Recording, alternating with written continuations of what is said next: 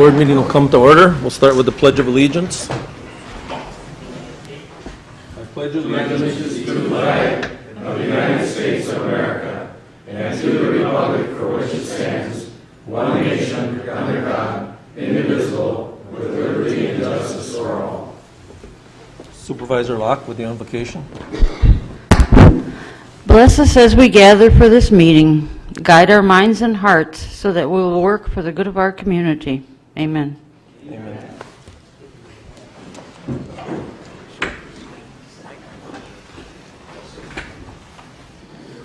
Supervisor Robel. Thank you, Mr. Chairman. I'll move for the approval of this evening's agenda. Been moved and seconded. All in favor signify by saying aye. Aye. Opposed? Carried.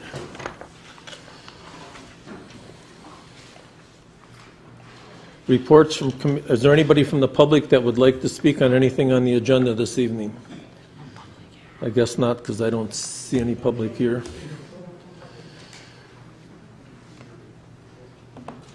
Reports from committees, commissions, and boards. Supervisor Rowe. Thank you, Mr. Chairman. There was a public hearing last Thursday at the airport. The very diverse group of 80 to 90 people included 7 county supervisors, a substantial number of tenants of the airport, representatives of EAA and Fox Valley Technical Flying School, many pilots and other concerned citizens. The people in attendance expressed their nearly unanimous concern with management of the airport. In addition, many people vocally expressed their amazement and disappointment that the county executive was not in attendance. Further details can be obtained from Supervisors Gabbert, Konetsky, Singstock, Warnke, Eisen, and Haig. Thank you. Thank you. Supervisor Norton.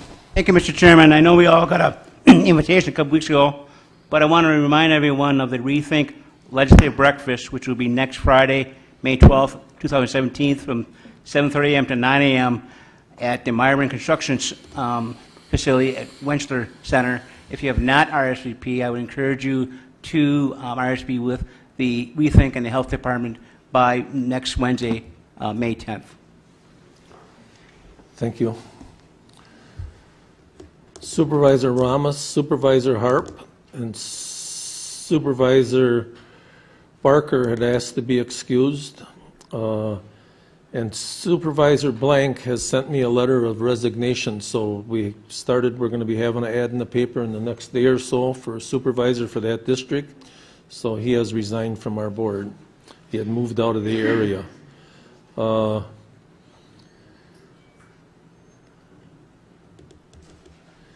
Also, I was informed that Supervisor Barker was supposedly had sent me a letter of resignation, but I had never received anything from her, so we'll have to wait and see what happens there. I will call her and see what's going on.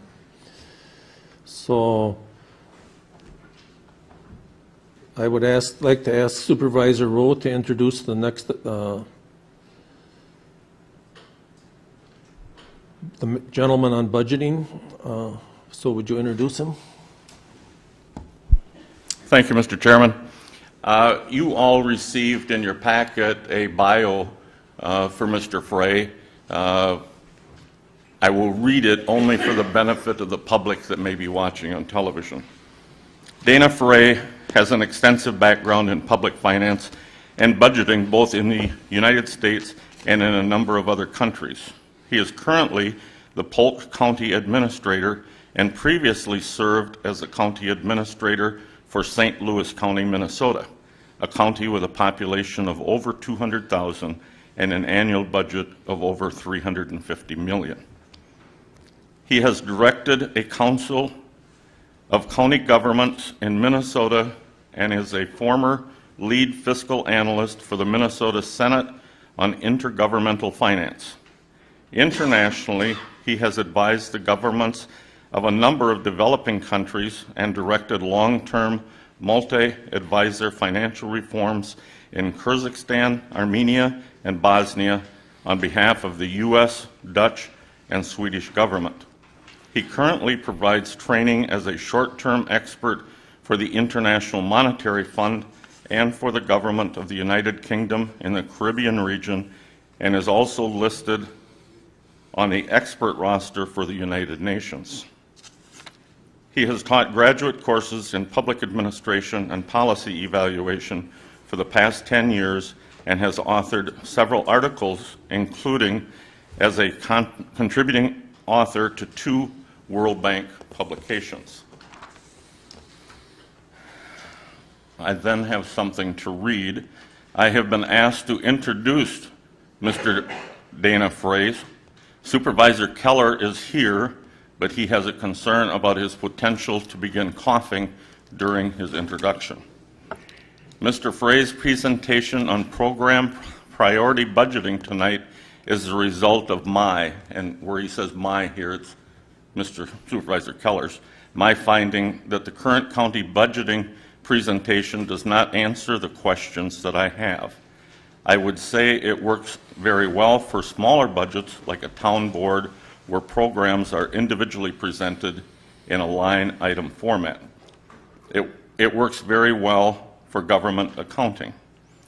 In search of a better idea, I attended 4 budgeting oriented sessions at Wisconsin County Convention breakout sessions. A consistent theme of these sessions was program or priority budgeting for county governments. Mr. Dana Frey was the presenter of 2 of these 4 events. I thought he had the best message. Therefore, I asked Mr. Frey if he would make a presentation at a Winnebago County Board meeting. He graciously accepted my request, and he has agreed to do it at no compensation or travel expense paid. My goal here is to help make us supervisors more aware of the option of a change in the, quote, way we have always done it, unquote. An option that may have better outcomes. So please listen to what Mr. Frey has to say. I hope that we could at least begin to talk about a change in our budgeting format. Please welcome Mr. Dana Frey.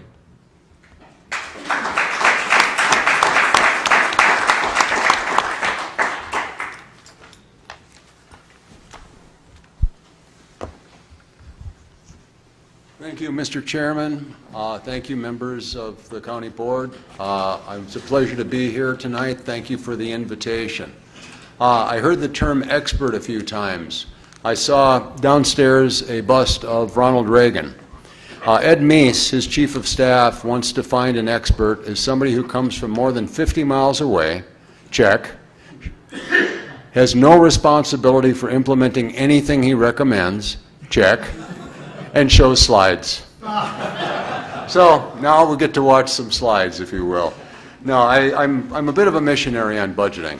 I'm a strong advocate and always have been of county government. I've been associated and worked with county government my entire professional career. I believe in county government. I believe in the way that it operates, the way that it functions, the diversity of issues that you deal with. And I think there's a better way, and there is a better way, to look at your budgeting and your budget in your finance. And I've had the good fortune to have worked with some of the very best people throughout the world on public finance and budgeting, and been able to fool them into thinking that I knew something about it as well. So it's even a better deal. So let me start. Are we going to run that? Okay, go ahead and click the first one. Oops, we kind of got.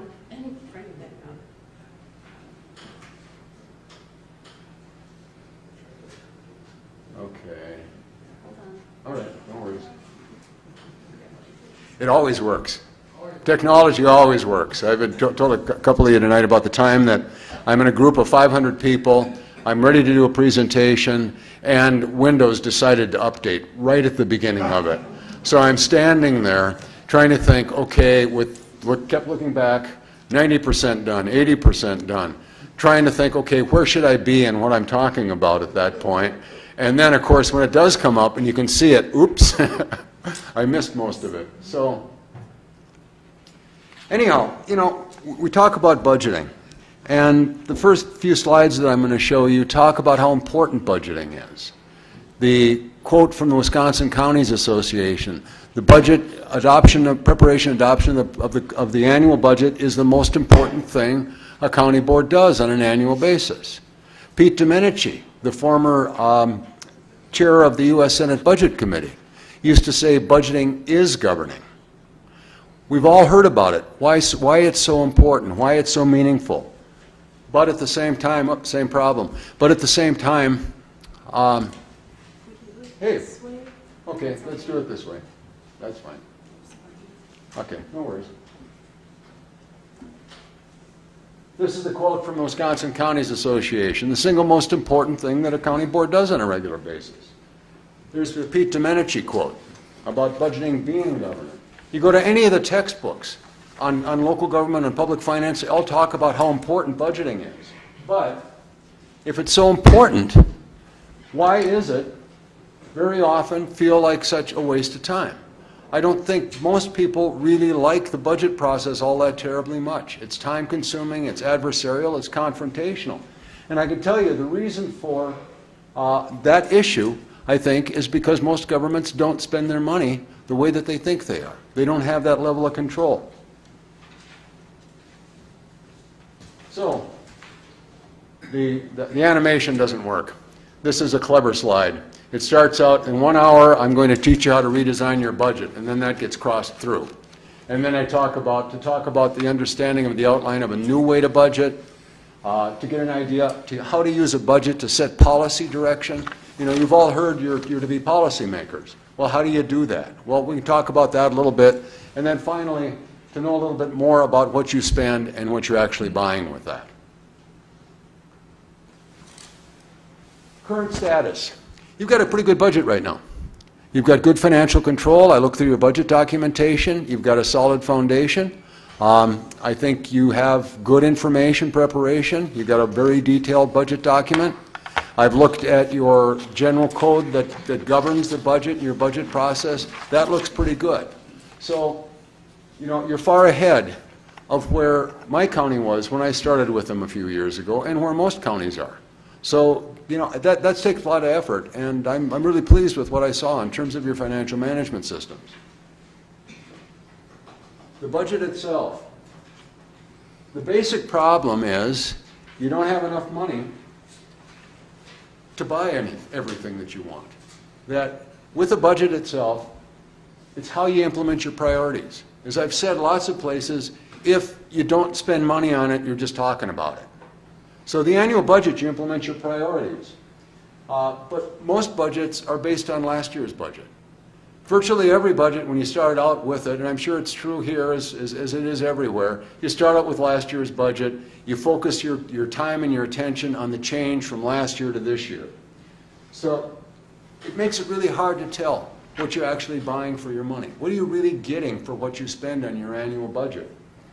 How do you change direction? How do you know what you're buying? How do you make policy using an annual budget? It's what you buy, not what you spend. The Brits have this wonderful term, it's called value for money. What are you getting for the expenditures that you make? Are they efficient? Are they appropriate? Should you be doing it at all? Are your expenditures efficient? Are you getting the most bang for your buck? Are they effective? Do the programs that you put together, do they really work? You can't answer those questions by looking at a traditional budget.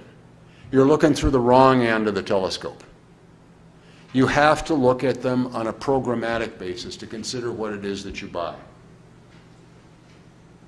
Most of the rest of the world, and this one's going to be impossible to read, went to a programming budget system beginning in the 80s and the 90s. By 2000, most of the Western nations were using program budgeting, except in the U.S. The funny part about that is that concept was invented here in the 1960s in the U.S. Defense Department. A lot of the concepts, and I laugh because a lot of the advisors that I work with are Australian, mostly Australian. Most budget advisors are Australian because they've taken it the furthest.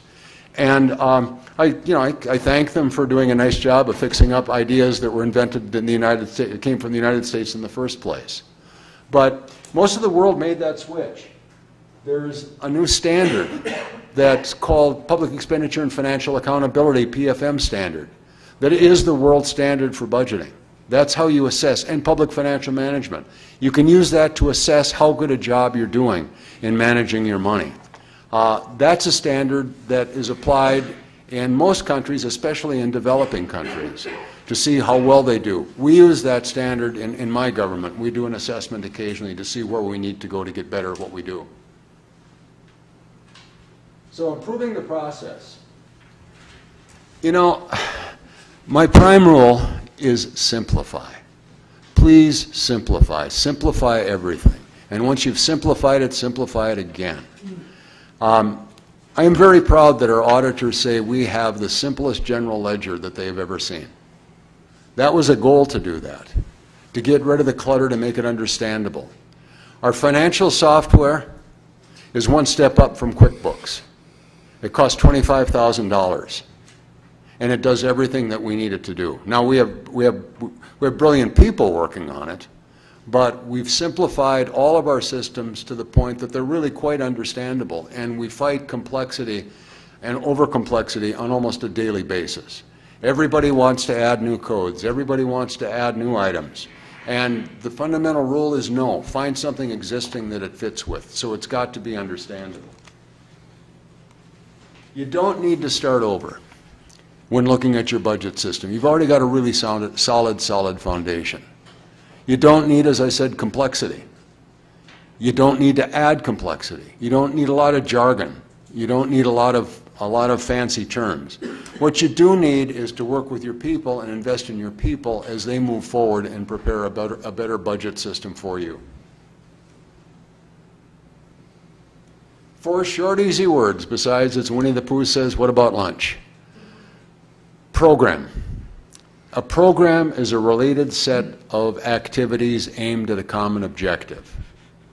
An output is what the goods and services are produced by that program. Outcome, isn't that the right order? No. Outcome is the results of what you're doing. It's why the program exists in the first place. You do vaccination, not for the sake of vaccination. You do vaccination so you have healthy children. You do child protection so you have safe children. You do winter road maintenance so you have safe roads and people can commute and drive on them. And finally, a policy. The definition I use is anything a government does, usually in response to a problem. You don't need more terms than that, and resist more terms than that, because they tend to cloud and confuse. We just had an episode in my county where they were talking about doing a SWOT analysis, and I said, oh gosh, no. No, none of that. Let's keep it very, very, very simple. 3 goals of public expenditure management. If you want more than 3, I can't help you, because these are the 3 goals of public finance, public expenditure management. Do what you can afford, do the right things, and do things right. What do I mean by that? What you can afford is your basic budget discipline. You're already pretty good at that. Most counties are, most governments are. You use fiscal discipline. You spend only what you have in your budget. You don't spend outside of it. You don't run deficits. You focus on inputs in this case. This is where you use a line item budget, is because you're looking at the inputs that you produce, how much money you're spending and controlling that. But that's more of a management function. Please. What do you mean by hard budget expenditure? That means you can't go over it. You can't spend somebody else's money. For example, Present this? yeah, We'll wait till the this end. doesn't work. Mark your questions down, and we'll wait till the end and ask them. And then you got to press in to talk too when you talk. Okay. All right. You use clear and comprehensive financial policies. You know, I like what you have in terms of what they call environments, which is moving money from one part of the other to a budget. That's a good structure. That's well done. But we go well beyond that. What is recommended in virtually every country, and this is in subnational governments in other countries, is a budget code. Something that governs the preparation and submission of the annual budget. Something that says, okay, this is what you do, This is when you do it. This is what's incorporated in it. And you make stages and you make steps throughout for you all to get the information you need when you need it, and with time to review it. That's a basic standard of a budget code. Discipline and budget structure, accurate revenue and expenditures, accurate revenue and expenditure estimates. You tend to be conservative, no non-lapsing accounts. They tend to pop up. Every department would like to carry over a little bit of money every year. They all would. If I were a department head, you bet. I'd have as much money in a shoebox as I possibly can. That makes sense for the department. It just doesn't make a whole heck of a lot of sense for the county as a whole. We have a general rule that we force that all money lapses back into the general fund at the end of the year, unless the county board has acted to set it aside to carry it forward. Even if the county board has acted to do that, we ask the board to review it every year. Do you still want to? Because otherwise you do get these little pots of money here and there, and after a while they add up to a whole bunch of money. Assumptions on predictables. You know, things like out-of-home placement or some tax collections tend to be a little volatile. You make those clear and understandable, and you build in contingencies for them. And then finally, what is a standard is a 3-year budget with rolling forward estimates, budgeting for a 3-year period. That is the world standard now. And every time I say that, which is why I have the next slide, is 3 years, are you crazy?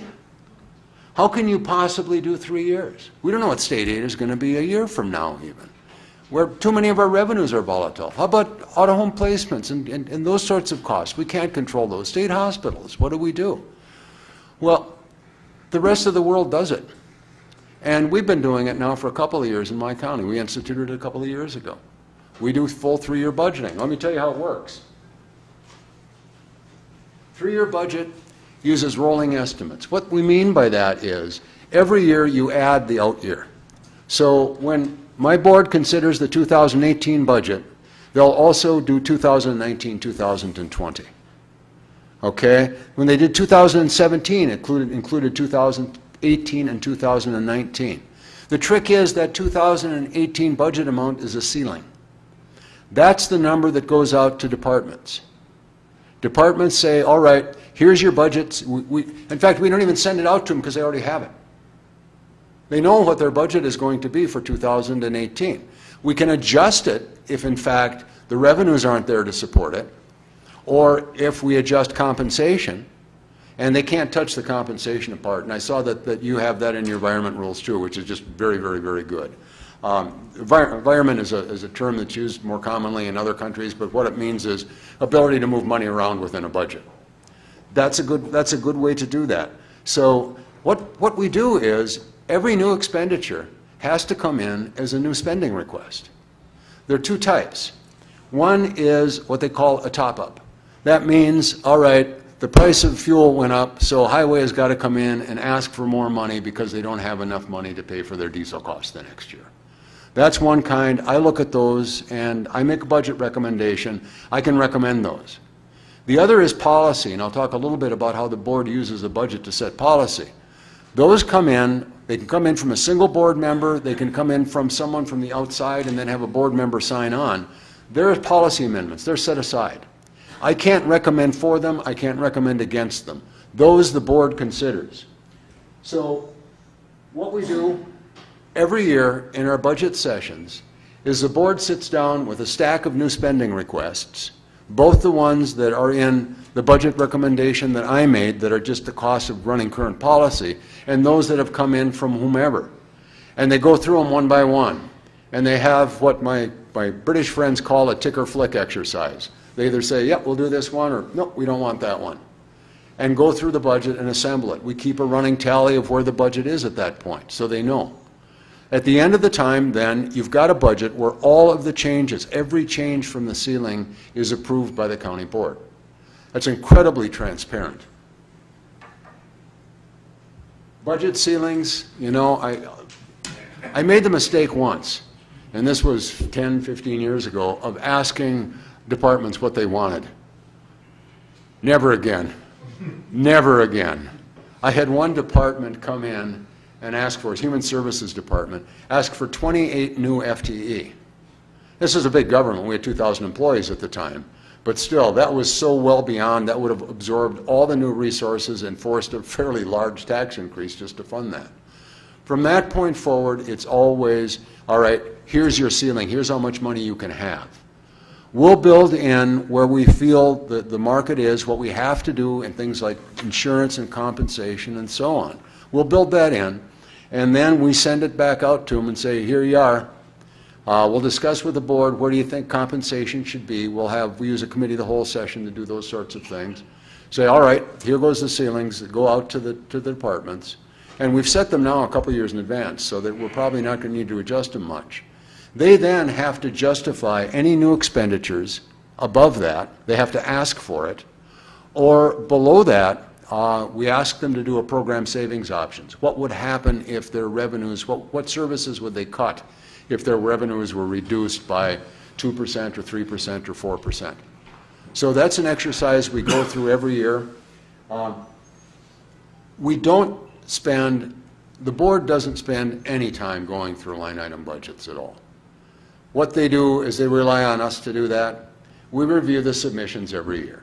As they come in, they've got their ceilings, but we're always looking for a little bit. They're always looking for a little bit too.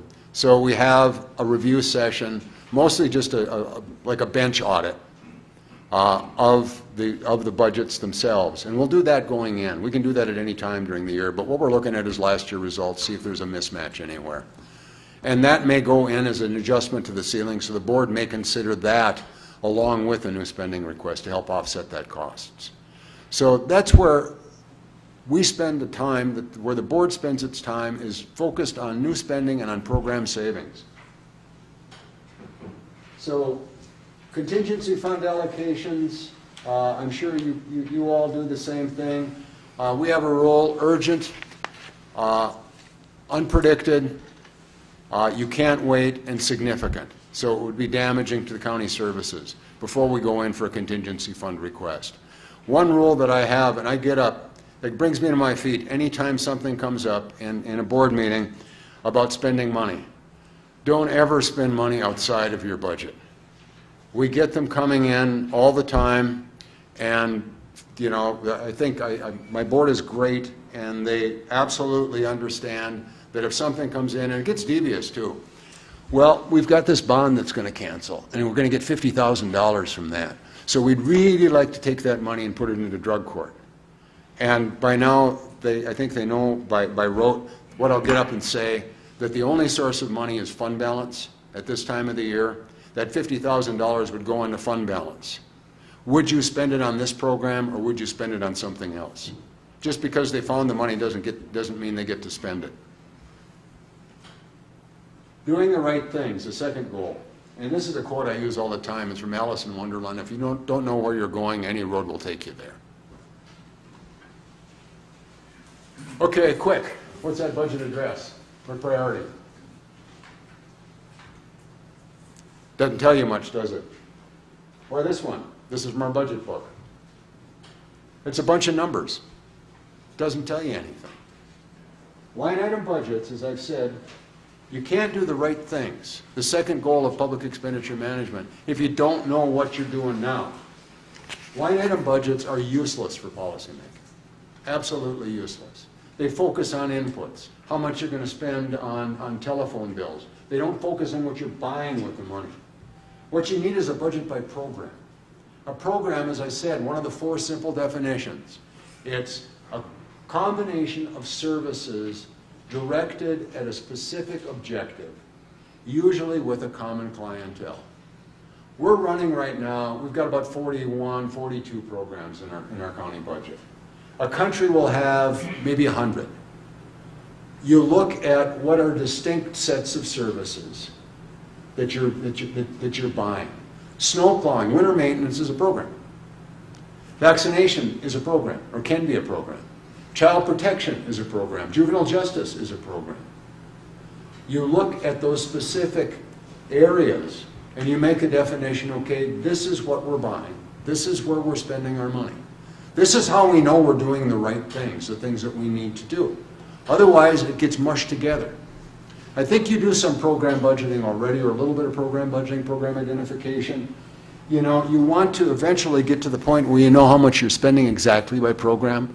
You want to have the program output so you know how much it costs you per unit of service. I don't know if you know how much, for example, it costs you to vaccinate a child or plow a mile of road. Actually, highways are really, really good because they keep very, very good cost accounting detail. Or to do a child protection investigation. Or, in some cases, to, let's say, to keep somebody in the jail overnight. That's kind of information that you probably need to know, because you need to know if you're efficient in terms of what it is that you're buying. It's not a heck of a lot more difficult than preparing a line item budget. A simple way to do that, and how we started, was just say, okay, department head, staff, let's discuss where your money goes. Let's identify your programs, and then allocate, based on your best estimates, where it goes by program, how much you're spending by program. That's how it all starts. You then can continue to refine and make it better, but that's the beginning of it. The rest of the world, as I said, shifted to program budgeting 15 to 25 years ago. Define and state the objectives. Why does this program exist? What is it that it is supposed to do? You then can start to address the questions. Is it doing it? Does it work? Is it getting towards those objectives? Why it exists? And those are derived from the goals and objectives that you all set. I mean, they're your programs. Other people implement them, but they're your programs. They're designed to implement the priorities that you set. So now you have a program budget. How do you tie it to your priorities? Ideal situation, county boards determine what to get done, the results that they want. Departments determine the best way to get those results. Funding is allocated to achieve the results that you agreed upon. Results are regularly evaluated, courses corrected, and new priorities adopted. Those priorities that have been completed or implemented are dropped. That's the ideal situation. Reality is you may or may not know, may or may not say where you need to go to adopt strategic priorities. Some departments do planning, most don't. There's no linkage to the budget because the budget is just based on last year's budget amount. That's operating by itself over here someplace, and you're setting priorities over here. I am a very harsh critic of strategic planning for that reason, because it generally produces shelf products. Something that looks really nice, but never gets implemented. So how do you ever get your priorities implemented? Well, this is I use in other countries, and it's a quote from the World Bank Public Expenditure Management Handbook, but it's very true here as well, in the United States as well, is that failure to link policy, planning, and budgeting is the single greatest cause of poor budgeting outcomes. If you don't tie your plans, the policies that you make, to your annual budget, they never get implemented. Remember, you do stuff, you implement policy typically by spending money on something. If you want to increase child protection coverage, for example, you spend money on it. But if you never make that connection in your budget, you never increase. It never changes. So you have a linkage, and this is a world standard between policy, planning, and budgeting, that the board sets goals. You set your goals every year. We're in the middle of this process in my government for the second year in a row. That goes to departments. Departments set key strategies, specific steps they propose to take over the next year to achieve the goals that you set. I mean, this is policy making, where you're saying, all right, we want to do more. We as a board want to do more in child protection, for example. We as a board want to increase services for law enforcement. You pick them, you can all think of one. All right, that goes out to departments. Once the board agrees and prioritizes, that goes to departments. Departments come back and say, we propose to do this by doing this. We propose to reduce the incidence of influenza in the schools by increasing vaccination levels and coverage. If it costs money, and the good ones all will, that then comes back to you in a new spend request. And you say, okay, yeah, we did want to do that. This is what it's going to cost us. We think that's a fair price, so we'll buy it. Or, you know, that's probably more money than we wanted to spend, so no, let's not do that one. But your focus, what you get back from your new spending requests, is based on the priorities that you all have set. So first you set your priorities. Remember, policy is anything a government does usually in response to a problem. We started the cycle with our government the second time. There's other places where I've worked that they've been through this for several years now. You say, all right, these are a problem that we think that, move that out of the middle, it's hard enough to read. These are the problems that we think the county should do more to address. A problem is also missed opportunity. Here's an opportunity that we think the county should take. And this is a discussion with our government. It starts at our committee level, and then it moves on through and hits the county board, and the county board reviews them, refines them, prioritizes them. So you make those decisions in terms of priorities. These are implemented through programs. So setting a priority starts out with defining the problem and saying where we want to do more. Sometimes you may say where you want to do less as well. Priorities, what's important, what problems do you want to address, what can the county address. I mean, one that came up in another county, in most counties, is economic development. Well, you know, the county is pretty limited in what you can do in economic development. Another one that we had when I started was education. We play a tiny role in education, as do most counties. So you look at what you can do, you articulate it clearly, and you don't define a solution to the problem.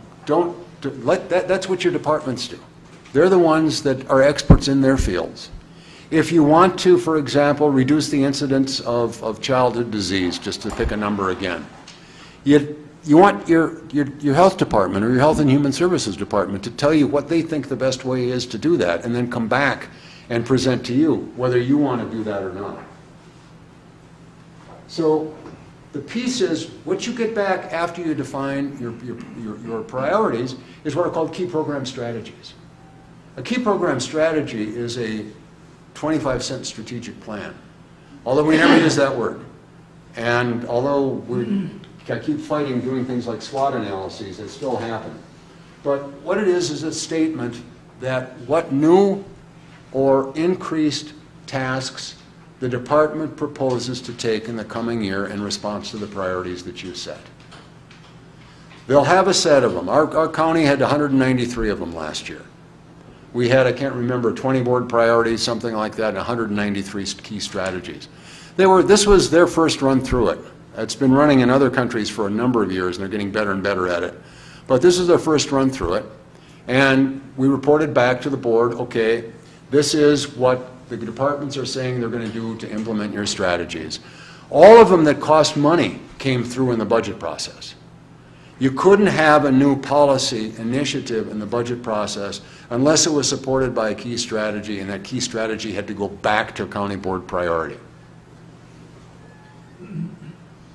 So this is basic strategic, and this works better with animation too. My strategic planning model is ABC. A, where are you? B, where do you need to be? C, how do you get there? You decide where you want to be. Departments look at, and that's your policy objectives. Departments say, okay, well, this is how we think you can get there. That then comes back to you, and you say, yeah, okay, we agree with that one. This takes us in the direction we want to go. Or we don't agree with that one. I had one place that I worked, they came in with a whole set of new spending requests to their governing body, and their governing body reviewed them and rejected all of them. They went back and they said, no, agencies, you don't really understand what we want. Try again and bring them back. And they did. And they did. And most of them were adopted in the second go-around. Because ultimately, those decisions are the ones that you make. So, writing key strategies, it's a simple statement. What are you going to do? How are you going to do it? And by when? And then finally, so what? How does it tie to a priority that's set by the county board? That's a key strategy statement. They're just a sentence, a simple sentence. So a strategic statement talks about what's going to be done differently or better. How are you going to address that priority? How it's important. You know, you see stuff like manage finances prudently. Jan, that's expected. It's expected that you manage finances prudently. What are you going to do differently? What are you going to do more of? The board set a priority. The board says we want better financial management. You're not going to come back and say manage finances prudently. You're going to come back and say, okay, produce regular monthly reports by the 15th of the month that indicate deviation from the budget and response to any deviation. All right, we can understand that. You know what that means. That's something tangible. So you have to stay on it, because otherwise what happens is you get things like support department operations. A strategic statement is something new and improved that you're going to do. So the example that I used was address county board priority to improve energy efficiency in public facilities through installation of LED lighting. Boom. Strategic statement, something new. That comes in with a new spend request. You can gauge it, you can have a performance measure with it. Number of bulbs replaced, wattage consumed, old and new. That's a great one. It's an easy one to track. How it gets done, how do you get the outcome done? You know, you get to these two, they come back and they say increase security. Oh yeah, well, all right, how do you propose to do that? A good strategic statement, you can drive an operational plan. You can say, you're supposed to do this by then, you're supposed to do this by then, you're supposed to do this by then, and here's how we can tell if you're getting it done. Link to the budget process. Again, all new spend requests, other than the top-up, the ones that you need just to keep doing what you're doing, should have to link to a key strategy. You know, you guys spend the money. I always tell people when they come in and ask me for things that I don't have the ability to spend $1.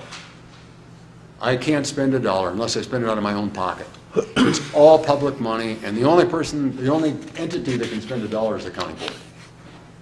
So everything should link back to the budget process.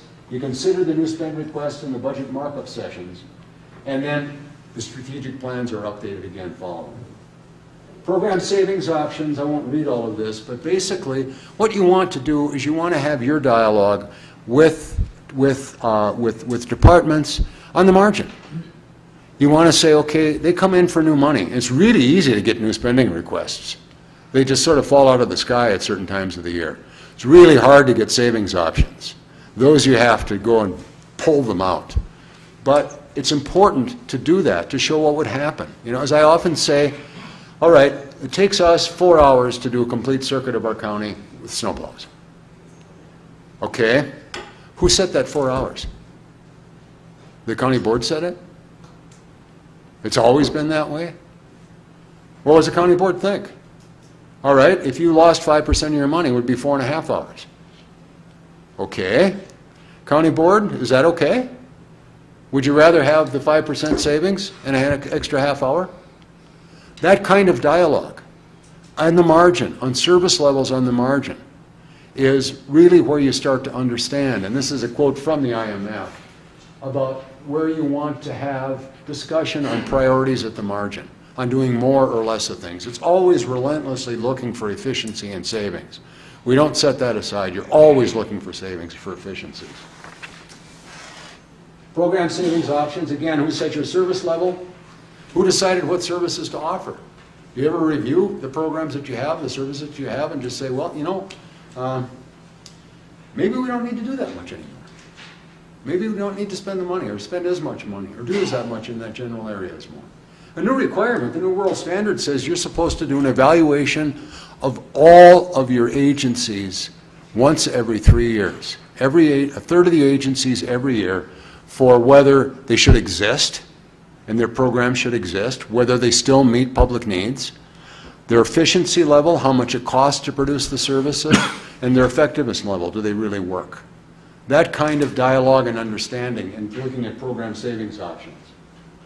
Now, one question that I ask is, commonly, is if this program went away, a year from now, what would be the problem that the county board would choose to address? Is there one? Why does the program exist? If, in fact, your funding were cut in half and you had your service level dropped in half, would there still be a problem? Are you meeting your needs now? That kind of discussion and dialogue and evaluation. So the full cycle for all of this, policy planning and budgeting, starts with the board. The board sets priorities. At the beginning of the year, you say, okay, or at the beginning of the budget process, you set your priorities. Okay, this is something we want to do more of. Departments update their strategic plans. That's their 3-year plans, their set of key strategies. They develop new spends and savings options.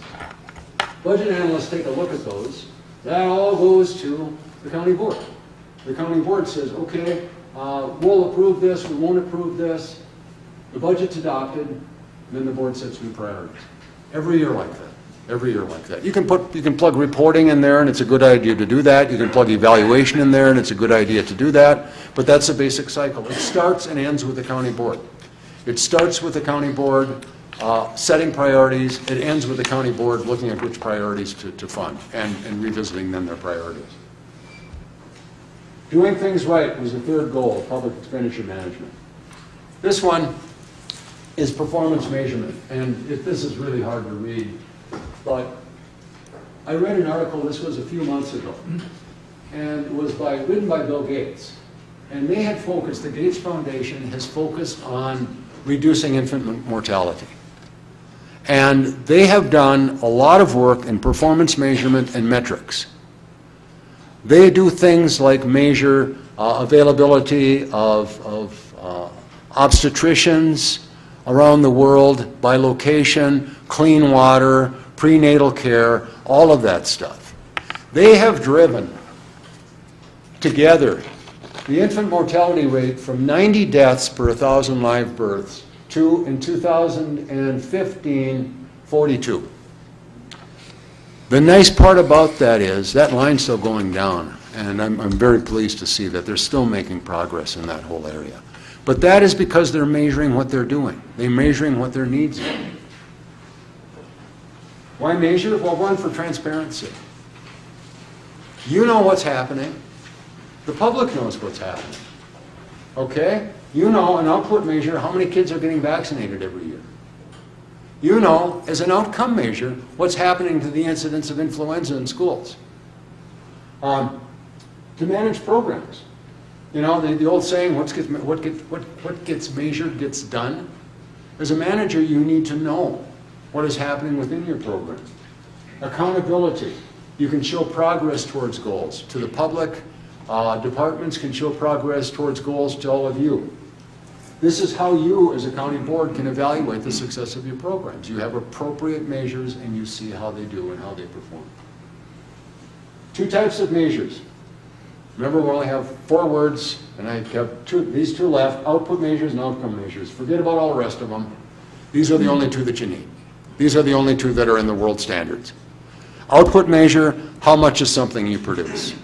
Again, I keep banging away. I guess I got to think of another example other than vaccinations. But number of vaccinations is an output measure. Outcome measure could be children placed in a stable environment. There, we switched programs. Don't confuse them. What gets really hard is I worked in a country where they used the same word for both. That was not good. Output measures, okay, how much you produce, what does a program produce? It tells you about workload. What's going on? How many widgets are produced by this machine? You know, how many yards of cloth come out of that mill? That's the kind of stuff that it tells you, an output measure. What's the program producing? You need that for a few things. You need that to know efficiency. How much does it cost you per widget? How much does it cost you per child, per mile? Okay, you need it for that. You also need it to know workload. You can look at change over time in workload. You can look at, if you really get into it, like supervisory levels and so on. If your workload's declining, how many supervisors do you need for a particular group of employees? Outcome measures, this is why the program exists in the first place. You know, again, you don't vaccinate kids just to vaccinate kids. You vaccinate kids so as to prevent illnesses. These are your results. You plow the roads to avoid road-related accidents. You build highways to improve access to facilities and speed. You do child protection to allow children to live in stable environments. All of those, these are the reasons why your programs exist. So when you develop indicators, they need to be key performance indicators. Like first time through, everybody does it, you get a lot of so what stuff. Number of papers processed, yawn, instead of number of reports written, instead of things like invoices processed, for example, and invoices processed over a certain period of time, speed of invoices processed, invoices processed through using cloud-based invoicing. You need to be smart, and you've seen that acronym again and again. I'm not going to use it too long, but they need to be meaningful. They need to be quantifiable. You need to be able to measure them. You need to have the information so that you know something actually got done. Examples, output indicator, vaccination again. Number of children vaccinated, influence of children, and influenza in schools. Hours of sheriff's patrol, crime rate. Miles of road paved, accidents due through poor road conditions. Child protection innovation, investigation, children in stable environments. Number of campsites maintained, occupancy rate. Number of jail inmates, state jail survey results. Those kinds of things. What are they? How can you tell that the program is really valuable, that it's really working for you? And how can the public tell? So, making an indicator a key indicator, you consider who your client is, who benefits from your outputs. There was a case a few years ago where a guy came in and said, talking to a group of child protection workers, and they said, well, who's your client? They said, well, it's kids. Okay, good. And what do you produce? Well, we produce investigation reports. Great. Well, how do the kids like your investigation reports? Well, they never see them. Well, who sees them? Well, that's DA's office. How do they like them? Well, we've never asked them. Oops. There's your immediate client, is the DA's office. And yeah, you probably should go ask them how they like your reports and are there changes that you need to make. Ultimately, the beneficiary are the children. But when you're doing an indicator, and a key indicator, make sure that you're measuring who your client is. Consider your boss, the county board or department head. How would you all measure success? How would you see something as being a successful program? What indicator would you need? And then finally, how the public would see success. It's their money after all. How would they see something as being successful? So we go back to the 3 goals. Spend what you can afford.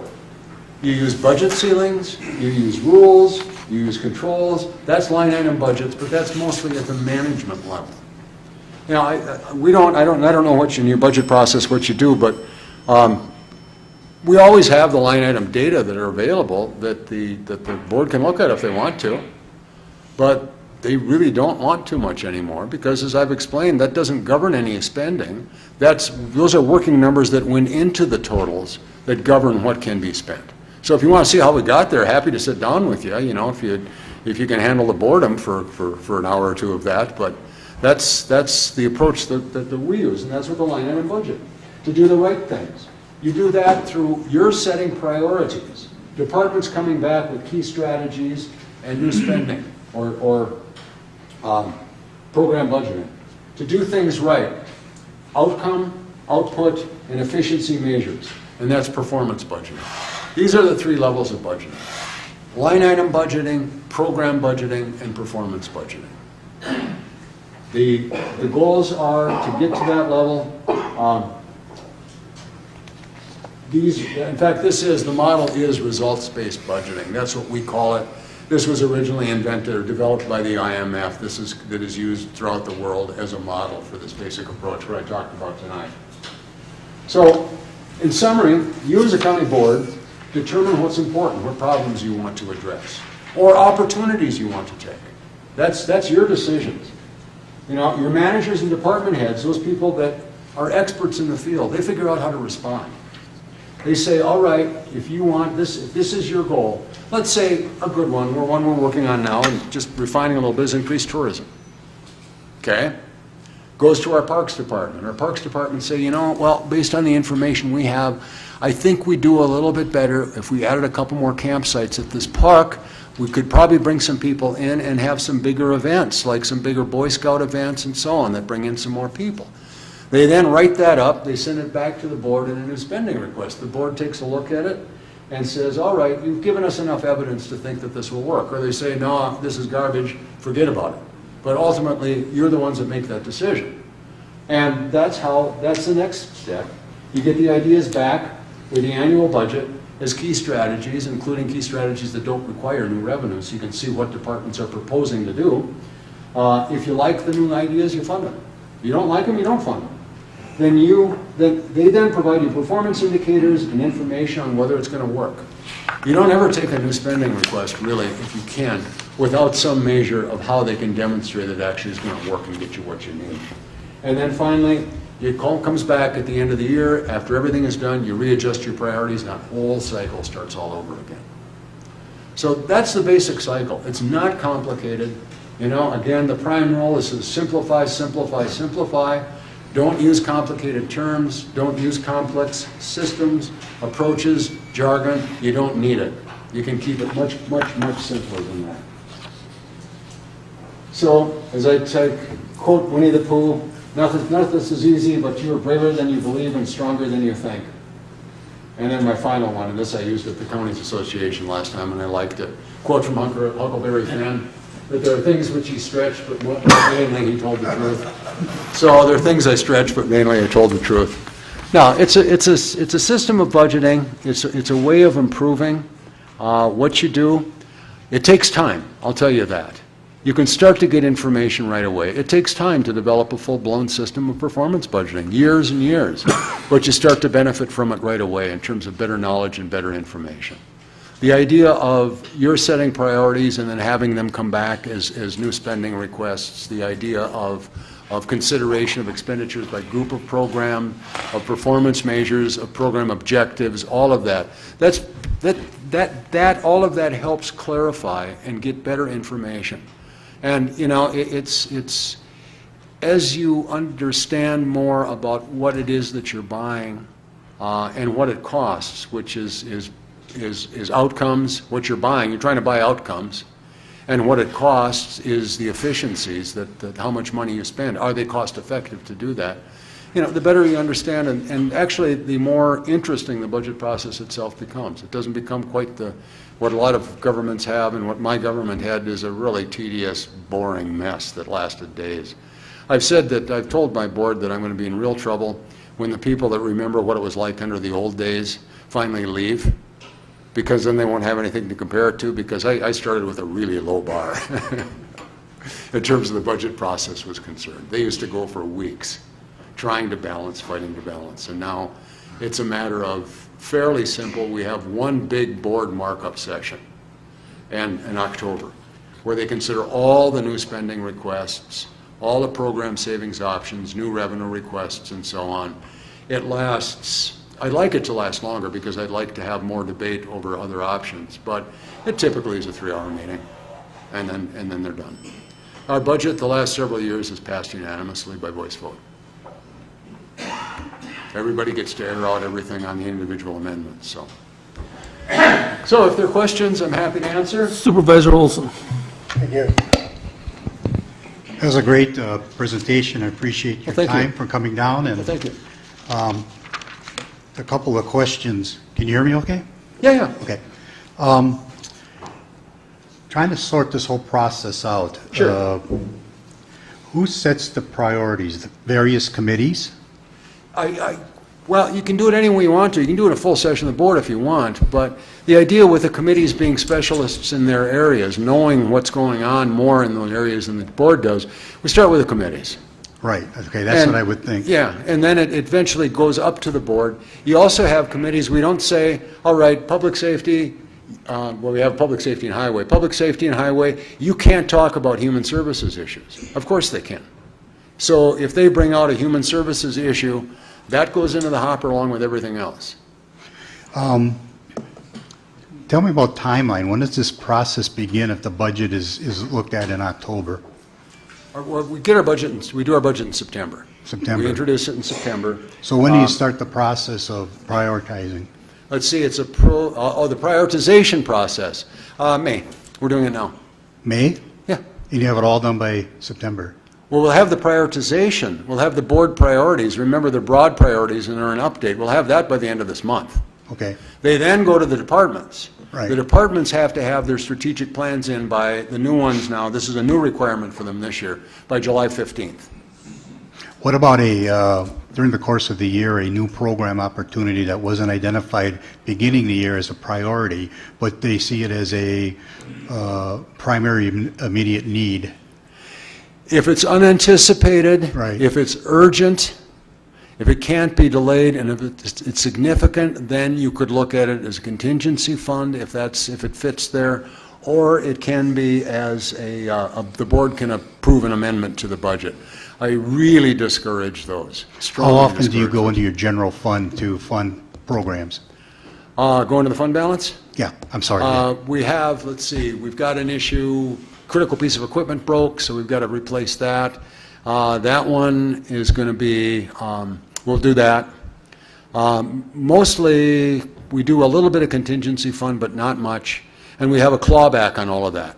So if a department comes in, like we tell our district attorney, budget with the assumption that there's not going to be any murder trials. Okay, here comes a murder trial. He comes to our finance committee and said, we need a contingency fund transfer. Our finance committee say, fine, we understand that, because you budgeted for no murder trial. Well, at the end of the year, if he's got any money left over, we pull it back into the contingency fund. So that's what I mean by a clawback. Thank you very much. Sure. Some of the budgeting process works different when you have the county executive form of government. I'm sure it does. I'm sure it does. But it's still the same in that the executive prepares and submits the annual budget. Right. And you can also set your priorities. I understand I know, but I'm just saying it's now not as simplified as what it quite No, it doesn't. sounded. It's but- not But it is as- very informative. I've enjoyed it. But Yeah. Supervisor Powers. Thank you, Mr. Chairman. Thank you for your presentation. I have a couple of comments and I guess a question. Sure. I am the Secretary of the Human Services Board, and I do know that on occasion, we could have a person who could cost us $1 million in a year, depending on where they're housed and what treatment they're receiving. And those things aren't things we can just say, well, we're not going to do that this year because they're mandated either by the state or by the federal government that we have to cover this person's needs. Yep. And another comment was that 17 years ago, I was training United Way agencies to move from a needs-based funding to outcomes-based funding. Yep, good. The chairman of the ARC had a program. He was going to take all of his participants with mental or intellectual disabilities. He was going to train them on looking at the options and the issues involved in the presidential election. He was going to teach them, which party was talking about what. He was going to get them all registered to vote. He was going to get all these people to their individual polls so they could vote on election day. And his outcome was to be that at the end of the evening, they would watch the results come in, and then they would discuss how it was that the person who won the election. It turned out to be the year 2000. And so nobody knew for 6 or 8 weeks, was it George Bush or was it Al Gore who won the election? So he completely failed in his outcome, but he actually accomplished an awful lot. So you have someone who has, done all of this with his people, but actually didn't reach his outcome because that was completely out of the norm of anything that could happen. What do you do when people completely fail to reach their outcomes, and yet they have done everything that they intended to do, but what happened to impact that outcome is completely out of their power, or out of the realm of even what anybody would believe was possibility? Sure. Yeah, with respect to the first, in terms of expensive placements, that's why you have contingency funds. You were quite right, there's nothing you can do about that. It's something you have to spend, or if you don't have enough in contingency fund, or if it doesn't fit, then you go into your general fund balance. It's unfortunate, but there's nothing you can do about that. You have to spend that money. In terms of outcome measures, and there's this little thing called risks and assumptions. And this is another lecture that I won't talk about, but you make explicit what your assumptions are that enable you to get to your outcome. Okay? So you would have a risk or an assumption that the election results would not appear in time. That would prevent you from reaching, from achieving that outcome. And that would be agreed upon going in. And I was also involved in the United Way when they went to outcomes-based. It was very, very interesting. Yeah. But just a general comment, too, about form of government. This particular model has been put in place in forms of government that are almost bizarre. There's one government, for example, that if the legislature doesn't pass a budget, the president gets to simply dismiss the entire legislature and send them home and implement the budget by themselves. That's not that uncommon. There are others where the legislature has less authority, but has passed a resolution, set their objectives for the next year, adopted a resolution, and sent it to the executive and say, we want you to consider this in the budget that you submit to us. So you can do the same thing. It's a little more obliquely.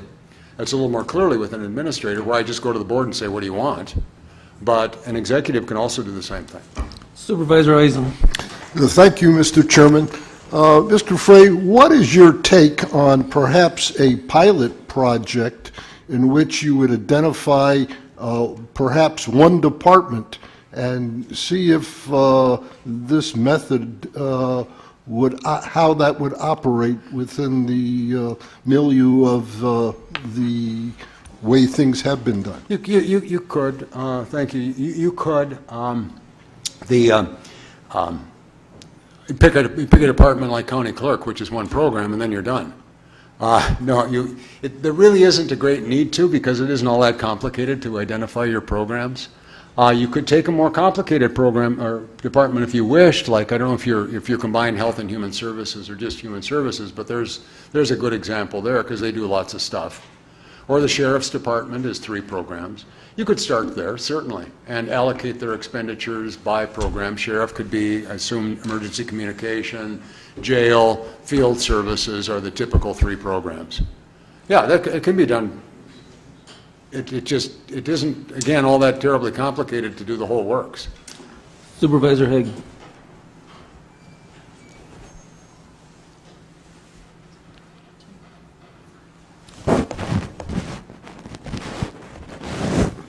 Go ahead.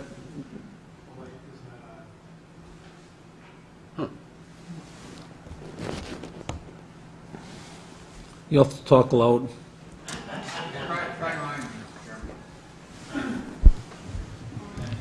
Thank you, Mr. Chairman. Appreciate very much your presentation tonight. Time very much well spent. The chairman led to the question of the difference in our county structure. Mm-hmm. And based on that, it might look a little bit more politically oriented. How does politics play a role in disturbing this specific budget process? How does politics affect this kind of budget process? Not much. One country that I work in, they refuse to give the budget to the legislature fewer than about 2 days before they have to pass it, because they don't want them to look too deeply. That's extreme. It depends on, I guess, the overall political environment. If the information is all made public anyway, and made public early on, it doesn't matter all that much. One thing about evaluation, I teach a graduate course in program evaluation. I have for the last decade. And one of the things that I tell my students is that when you evaluate a program, it is a political act, because a program is a response to a policy, which is a political decision. So when you evaluate that program, you're questioning that political decision. We've had to deal with that. Every government I've ever worked with has had to deal with that as we look at specific programs and say, well, we don't think this one works very well because it calls into question the judgment that someone made when they established that program. This basic structure, as I'd said, it's the world standard. It works in places that has very toxic political environment. I don't know it would work as well, pieces of it, of course, at, say, a municipal level. It could function at a state level. As I look at the entire country of Australia is leading the world, or has been leading the world in this basic form of government for the past 25 years.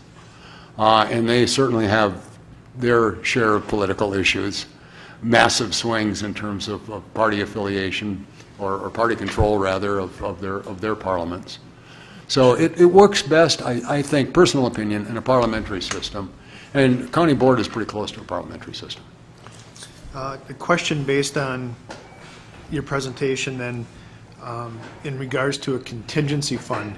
What program or policy is a contingency fund established for? A contingency fund is a creature of Wisconsin state statutes. It allows the Finance Committee to spend money outside of the regular budget process through a majority vote. There's limitations on how much you can spend. It's 10% of a line item in the budget, as I recall. So it's what you have for things like a critical piece of equipment broke. So we're going to take money out of the contingency fund to pay for that because it's an emergency. It's a simple majority vote of the Finance Committee. So you can get that done in a day. There's certainly a difference between a contingency fund and a fund balance, though, correct? Huge. A fund balance is, well, a fund balance is, a contingency fund is a form of fund balance, but a fund balance is an undesignated fund balance means it's not earmarked for anything. So how do you then use the evaluation tools within your budgeting process to determine if the goal of setting the contingency has been met or not? A contingency fund is just, it's an artifact. It's just it's a bank account. The goal is only to spend money on things that are urgent, unpredictable, and they can't be delayed. So it's ideally, you don't want to spend, if you want a performance goal, it would be to spend nothing. But unfortunately, life doesn't work that way. Critical equipment does break down. You get murder trials when you weren't planning on one. So it's a way of just rapidly moving money. My preference is, especially if it's a large amount, is to take it to the full county board. You all with a 2/3 vote can amend the budget and have it go through. That's more transparent in my mind. And I really like your terminology in establishing a budget. What we hear a considerable amount of is a budget based on what next year's mill rate or levy limit might restrain us to. What are your thoughts in regards to state statute and levy limits and mill rates? It is what it is. We've had basically a frozen tax levy cap for 6 years. We haven't raised levy effectively for 6 years. I think our average over that same period, 5 or 6 years, is like 0.5%, which is negligible. We've had to find efficiencies elsewhere to make things work. Do I think there should be a state levy cap? Honestly, no. But is there going to be one? Yes. It would probably be better if it were workable. When I was in Minnesota, there was a levy cap that was basically the rate of inflation plus new construction, and then with a few special levies. And that didn't work well either. It didn't work well either. The special levy for human services was 18%. So the human services directors used to come in with 18% increase in their budget. This was way back when. Sure. And everybody else is starving. So that doesn't work because then the assumption is always you're going to levy whatever the cap is. What I've used when there hasn't been a cap is inflation plus new construction. That's just a target. So that means that no one's property taxes on average increases by more than the rate of inflation. The board, as in one case, chose to ignore me completely and opted to raise the levy substantially to spend money on highways, but that, again, that's your choice. And the last question I wrote down, I think maybe the second time you said it, but you said this is where we're spending our money and determining policy and programs.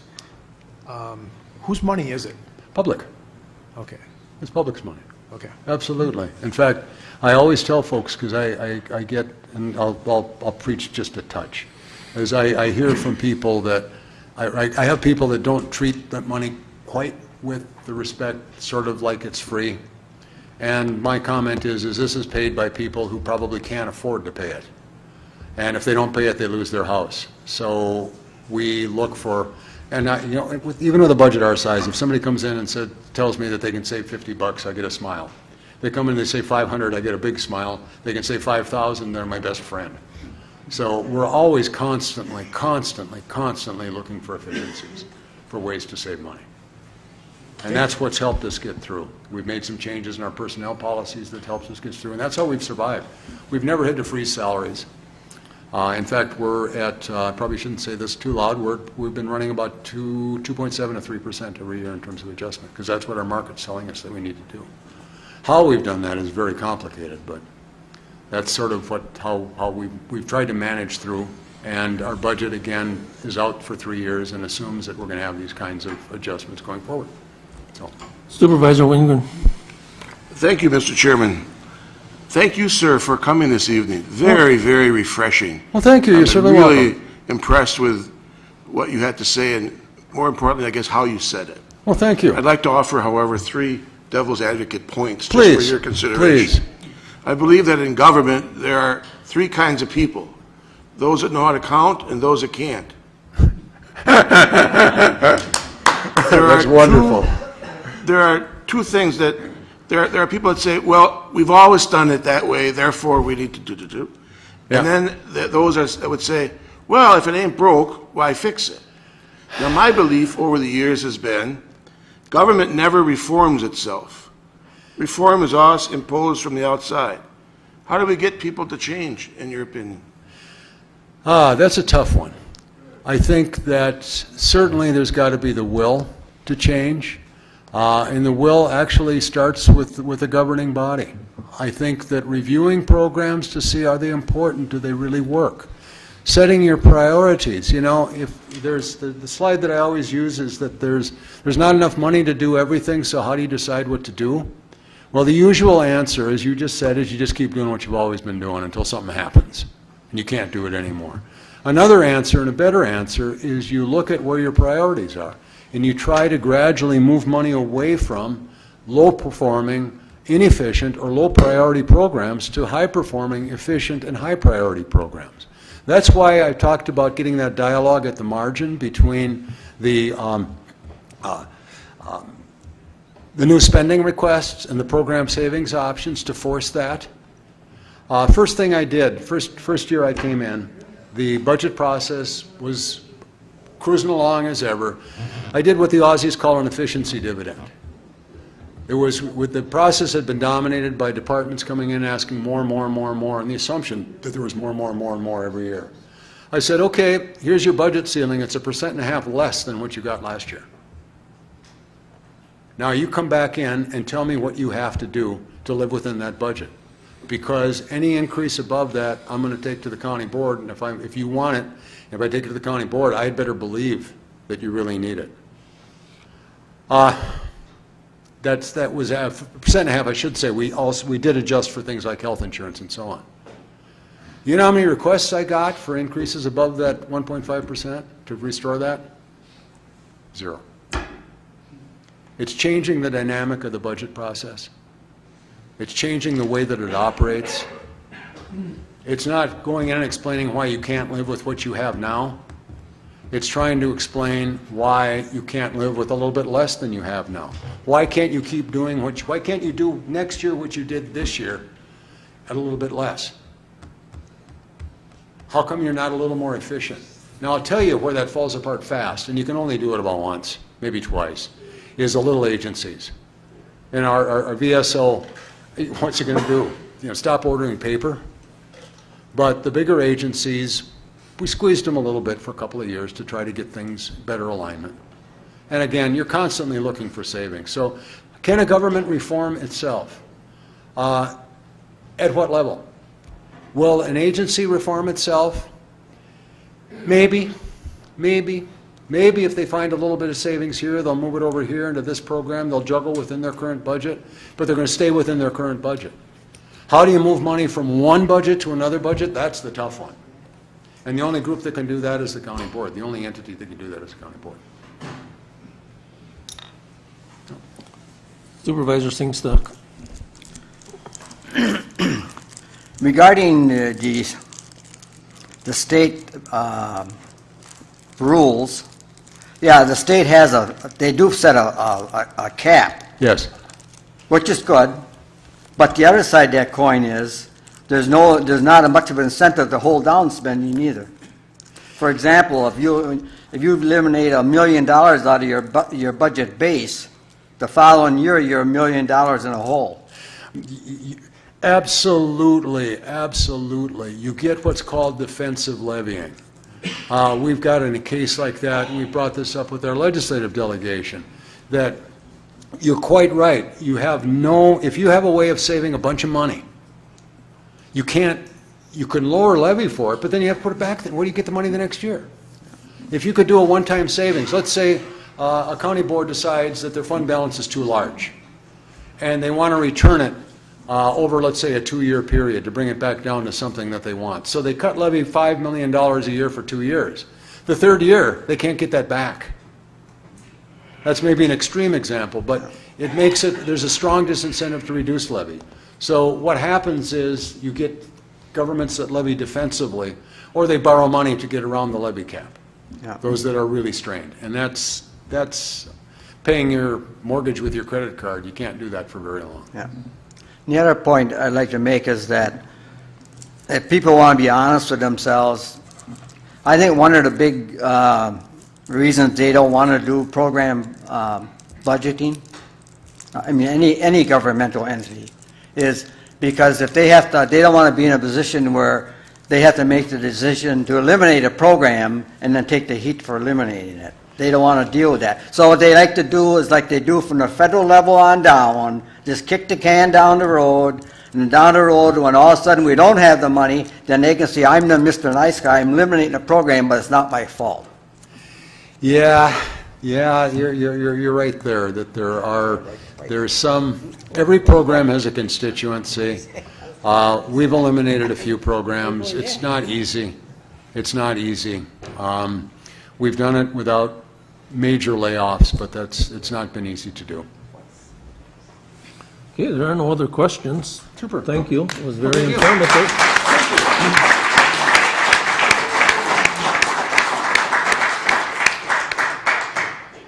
At this time, I'd like to ask Mike Elder, the Facilities Director, to come up. He's going to give us a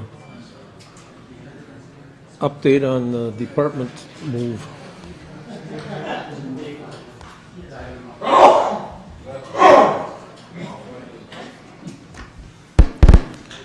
Good evening. Mike Elder here, and I was asked to give you a little bit of update on the facilities department and on one of our big projects that we're working on, the department relocation project. Some of you all are new, I think, since the last time I talked to the county board about what the facilities department actually does. And what we do is we work on trying to maintain a safe and efficient environment for the public and for the employees to work and do their business for the county in our county facilities. Our department handles about 790,000 square feet of buildings that we have in this building, in the county.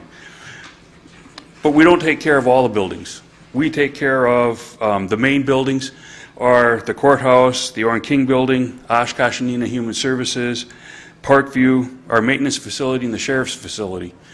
Totally of all that, we do, that accounts to about 34 buildings out of a total of 113 buildings that the county owns. So we work in partnership with several of the other departments. We work with the Parks Department, we work with the Airport Department, We work with solid waste and we work with highways to help them take care of their buildings. As I said before, we have about 113 buildings in the county. That's excluding the buildings. I didn't count solid waste building in there because they're off the levy. And I didn't count UW Fox Valley because those are a unique situation in that they're owned jointly between us and Outagamie County. Solid waste has 13 buildings and UW Fox Valley has 8 buildings.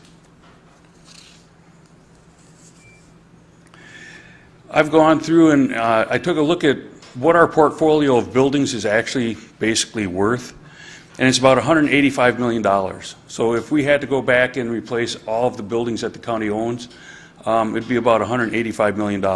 So if you wanted to know what our assets are that we look after, it's a rather large chunk of change.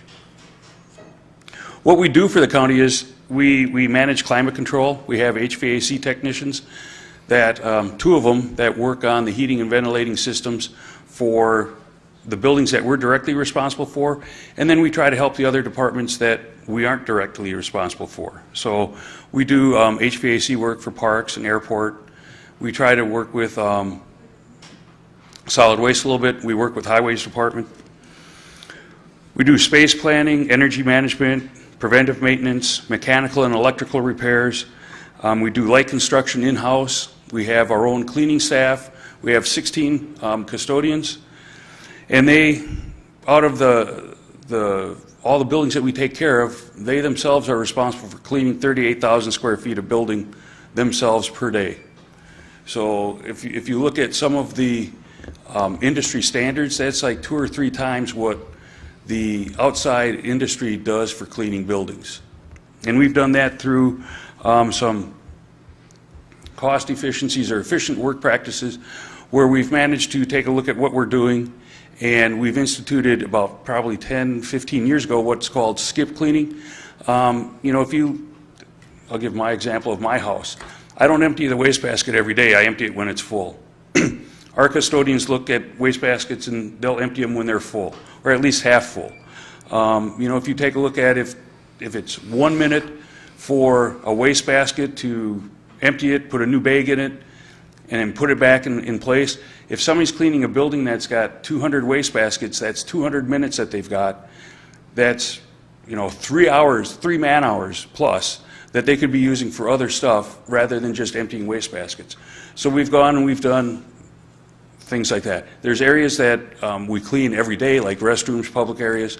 Those are addressed every day. I don't vacuum my house wall to wall every day. I'll spot clean. You know, once a week we'll vacuum. So we've got buildings on a schedule. We've divided them up into like 5 sectors, and we vacuum 1/5 of the building every day. And that's allowed us to do the 38,000 square feet of cleaning without adding any additional staff. I don't think we've added any additional custodians to my department that do building cleaning since I've been here, and that's 19 years. And we've added the jail. That was 200,000 square feet that we've added on. As I said, we've got 2 electricians. We go and do electrical work throughout the county for the people, for the other departments. What we've tried to do too is, in the last year, we found that we could save money for the county by having people trained to do our own sprinkler examinations. Every quarter you have to inspect all the fire sprinkler systems in the buildings, and we found that we could send somebody to class for about $3,000, train them on how to do the quarterly inspections, and save us about $6,000 a building every year. So what we're looking at is finding efficiencies in our staff to try and make things work, and trying to use our expertise in helping other departments try and become more efficient in what they've done. Just some of the things that we've done in this past year. We're working right now on finishing the replacement of the roof on the courthouse. You've all come through our courthouse security entrance. That was a project that we just finished up last month. We've reconstructed a couple parking lots, one at our maintenance facility, one at the Sheriff's Department. We're working on relocating the departments now between the safety building, the courthouse, and the administration building on Otter Street. What we're doing there is we're taking the non-court related functions out of the courthouse and moving the court related functions in the safety building to the courthouse. One of the things that I'm pretty proud of is that within our budget, we've been able to reduce the energy consumption of the county over the past 10 years by 6.9%. And that's replacing equipment as it breaks with more energy efficient equipment. Finding areas like in the courthouse here, we got onto a real strict program of checking our steam traps, and that's cut our water consumption here significantly. We're probably at 25% of what we used to consume. And because we've all done that, we've reduced our carbon footprint by about 4%. A little bit of trivia about our department. We average over the year about 12,500 work orders coming into us. That's about 48, I think, per day. 6,200 of them are what we call preventive maintenance, where we actually have equipment on a schedule and we go out and take care of it. The average age of our buildings, they range from 1887, which is a section of the building over on Otter Street. It's actually on State Street. It's the building that's occupied by Carter's right now. That was built in 1887. And our newest full-size building that we built is Parkview, which was built in 2010. We've got the courthouse and the Oshkosh Human Services that are actually listed on the historic registry for historic places or buildings.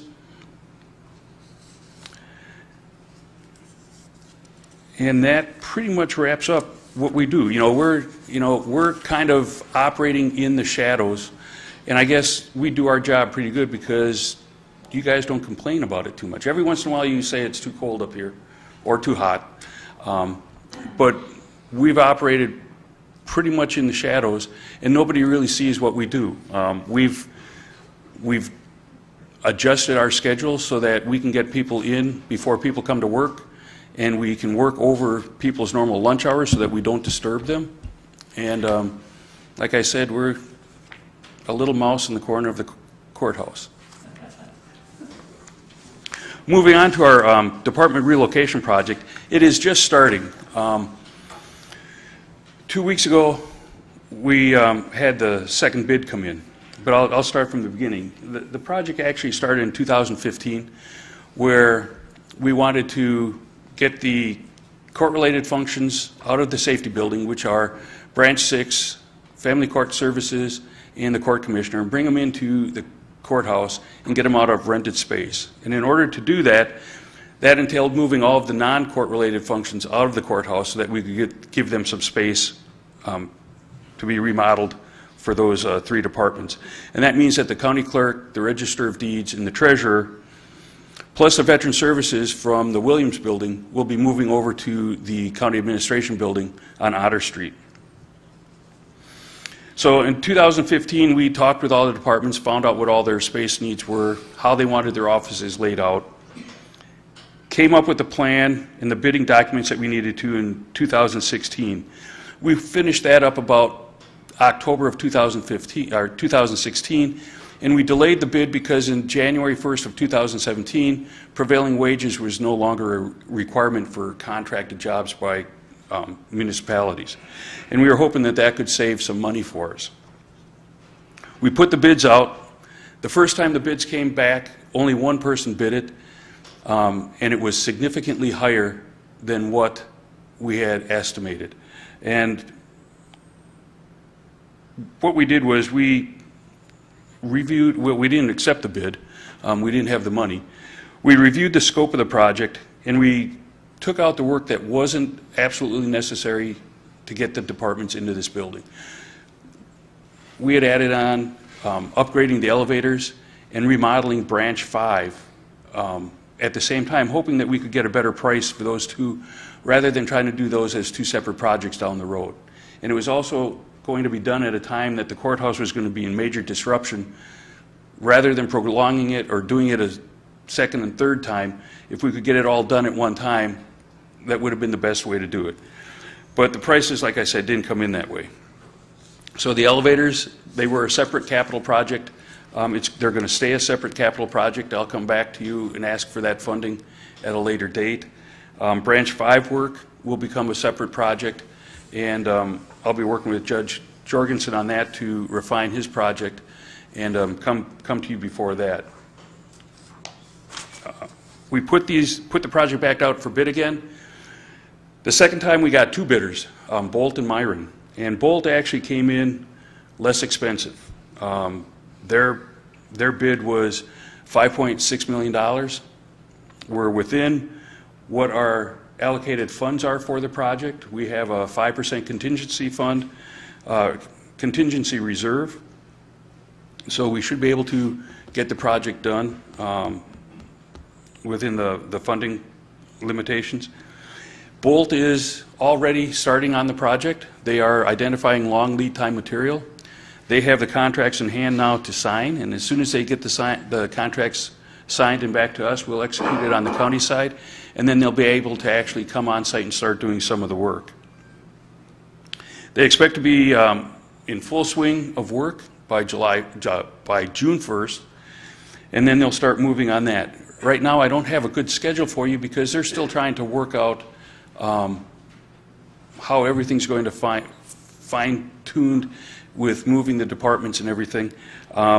They'll be giving me a more firm schedule here in a couple weeks. But the work's going to be phased so that we can get people moved in and out as their space is done. And that's it for that project. If you all have any questions.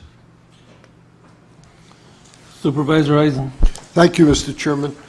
Mike, what special work needs to be done to make the Otter Street Administration Building ready for the departments to move in? Have their areas been identified? Is there basic utilities and design for receiving the work that the county clerk does, that the treasurer does? Yep. You know, everything is kind of in place in respect to Otter Street? It's not all in place. They'll be starting that work real soon.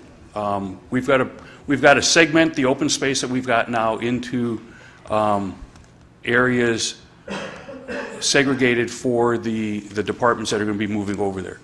So is that part of Bolt's contract? Is he? Yes. Yep. So it's total for both buildings. They will do work for both buildings. Correct. What kind of timeline do we expect the project to mature at? I'm going to go out on a limb and estimate about a year. At least a year. Their goal is to get done as fast as they can, and our goal is to get done as fast as we can.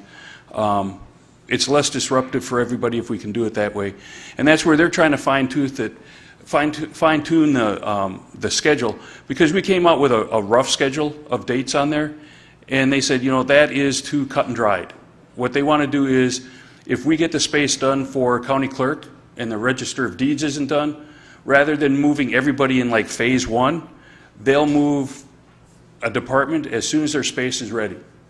So it's going to be kind of fluid. So we might actually be able to speed up that schedule some. Is there an incentive for them to get done by a certain time? No. Or before? No. That's not built into the contract? I have not been able to find a mechanism that works well with our criteria that we have with the state. Okay. To be able to work in either incentives or penalties if they're late. Supervisor Knitsky. Thank you, Mr. Chairman. Mr. Elner, do you have a rough quote or a specific number on the renovation of the elevators for the courthouse? Between $600,000 and $1 million. The rough quote that I had was $600,000. But when we had Branch 5 and we had the elevators in the bid was about $2 million more than what it came in at now. So I can only guess that, you know, if I take that $2 million and split it in half, it was about $1 million apiece. Thank you. Supervisor Bender. I know last year Rob was looking at putting some streetlights out in County Park, and for some reason our county electricians couldn't do that. Correct, because we're not an electrical contractor, and that's what WPS requires. Is it possible to get a license for that or not? No. We do not fit the criteria to become a contractor. Thanks.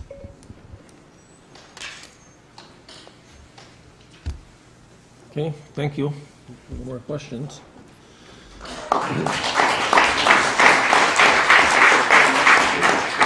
At this time, I'd like to ask Kathleen Dietrich to come up. She's going to give us a report on this Child Support Agency.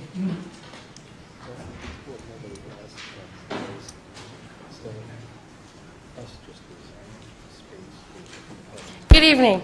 Thank you for inviting me to come and speak to you about our program.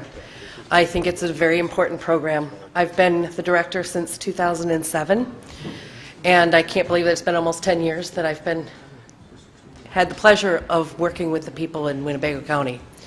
I wanted to start out by saying that in 2010, the nation serves 17 million children overall and half the poor in the United States.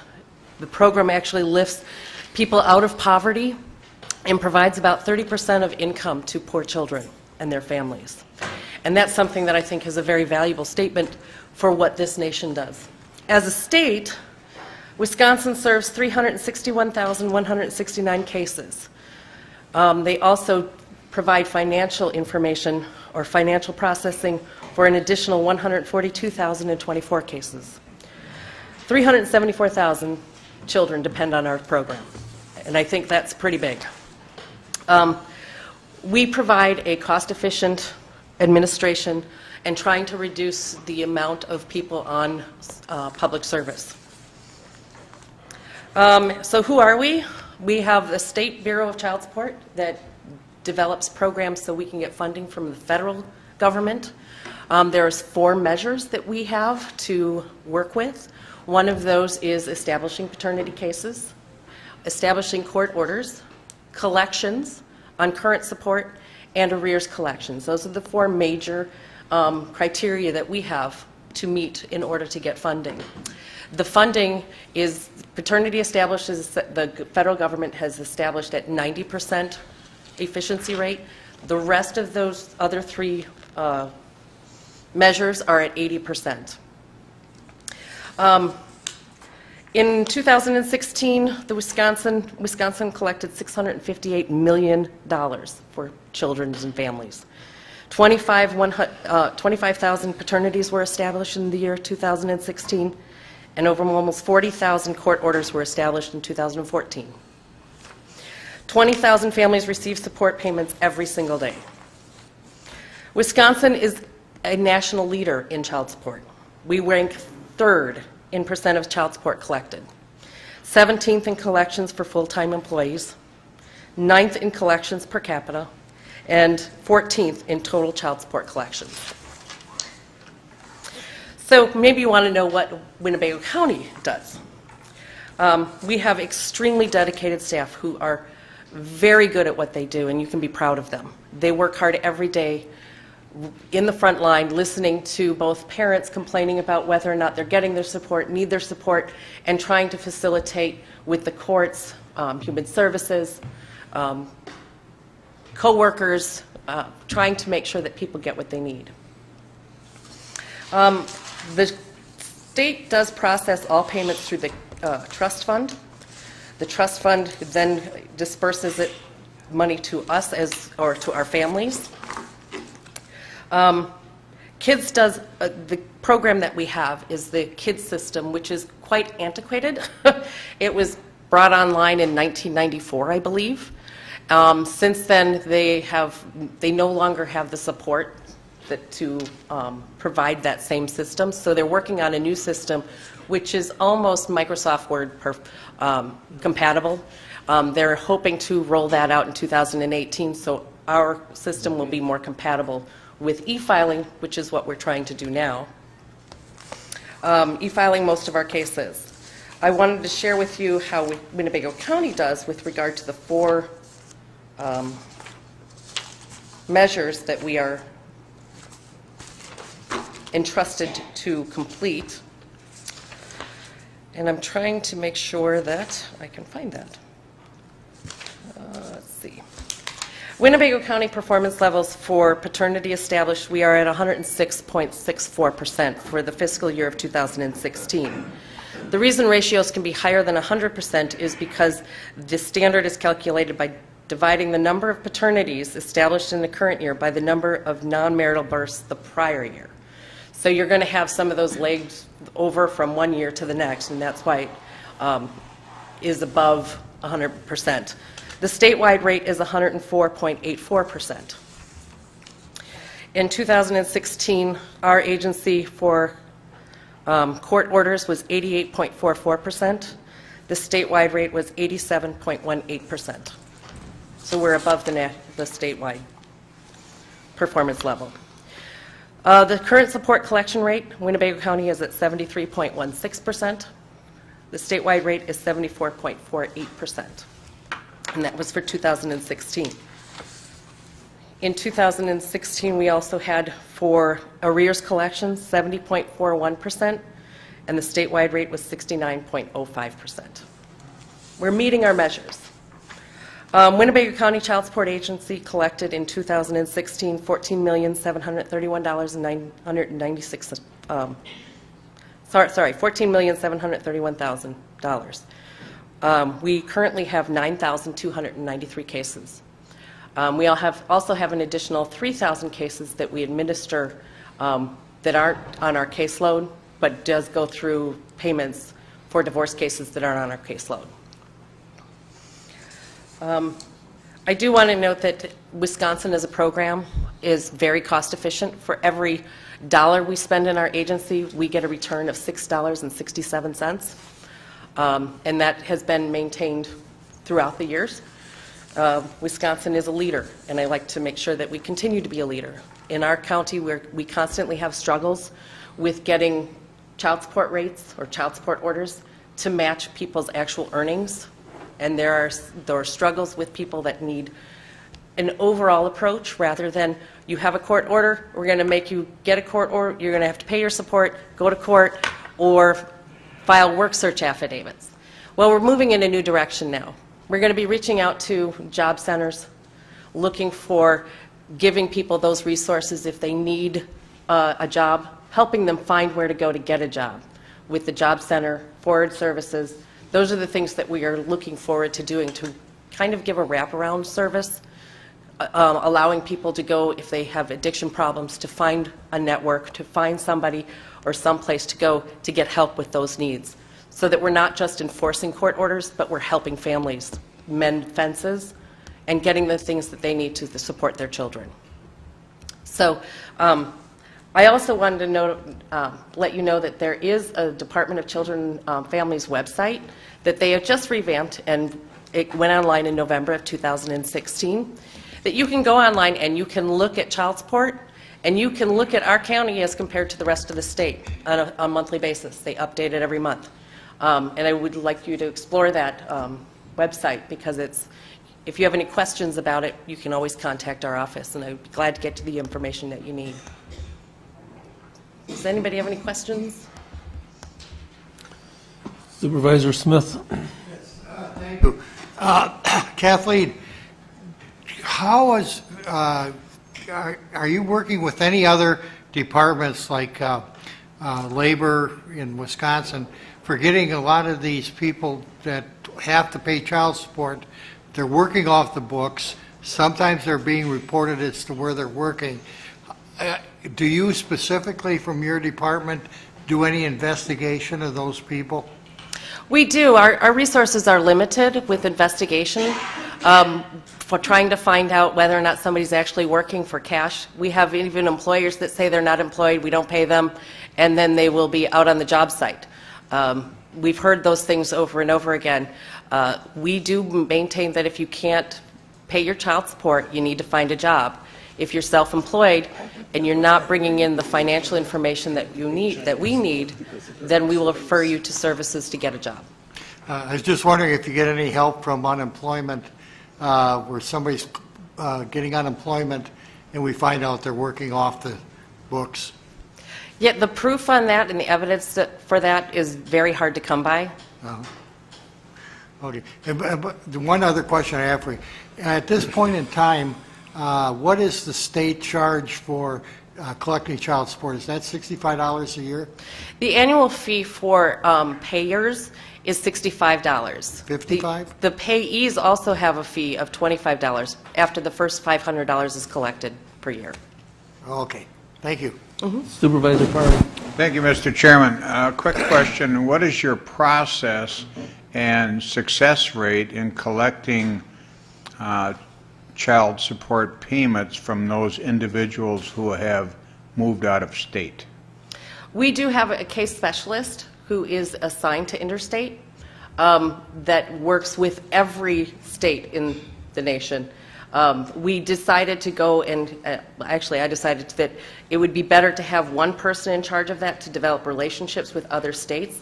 Some other states are very challenging, and those states do give us issues that we can't control, but it does, our success rate in getting collections now, because we have one person involved and has relationships with other states, has improved.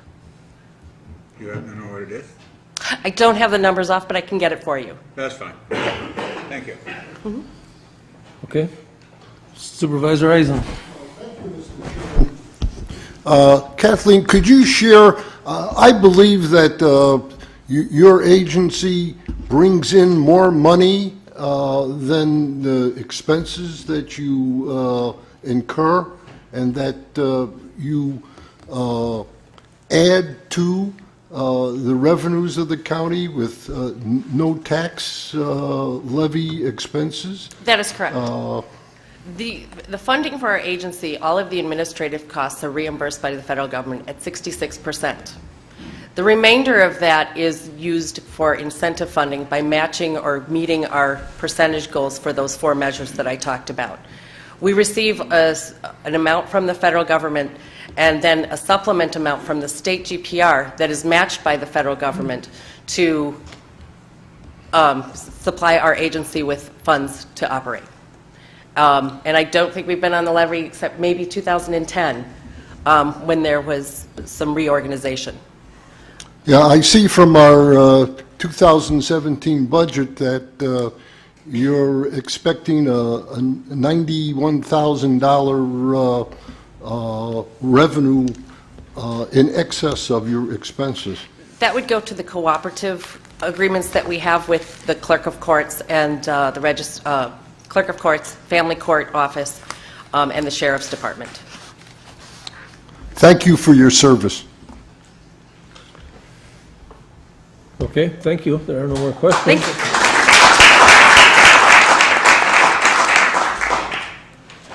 I want to remind the board that our county board tour is on the Monday the 15th, and our board meeting is following on the 16th. Supervisor Wobel.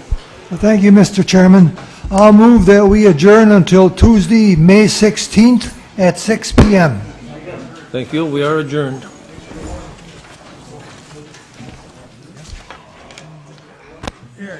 No, that wasn't bad, George.